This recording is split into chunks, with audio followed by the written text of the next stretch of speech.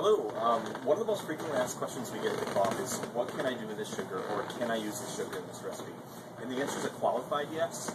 So we're going to talk a little bit briefly about the different types of sugar and what they are and what they all mean to you. So, strawberry shortcake, awesome recipe, right? And you've got two different products in strawberry shortcake. You've got a sauce, and then you've got a biscuit. Now, I am not a baker. I am much more of a cook. I've always thought that bakers and cooks are kind of cut from different bolts of cloth, and I don't really understand baking, but there are certain types of sugar you definitely don't want to put in your biscuits or your cookies or your cake or whatever it is you're making. If you take a sugar cane and you just split it in half and scrape out the insides and then dry out what you've got, you make a sucanat. So this has all the molasses, all the sugar, all the ingredients, all the trace minerals. This is kind of dangerous for baking. It has a really rich flavor to it. It's really delicious in iced tea or cocktails or things like that. But because of the moisture content and the way the molasses is in there, it might mess up your recipe and make a delicate recipe.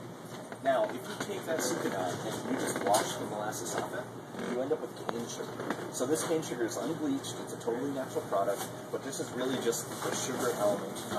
Many fewer trace minerals, and it's also missing all that molasses. If you take that product and then you bleach it, you end up with white table sugar.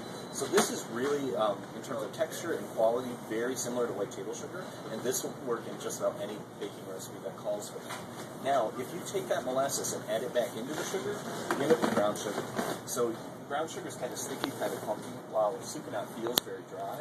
They both contain about the same amount of moisture, but it's a very, very different quality. So if your recipe calls for brown sugar, you really need to use brown sugar. You can't use sucanat. So in a nutshell, those are the different varieties of sugar, and we hope this is helpful to you.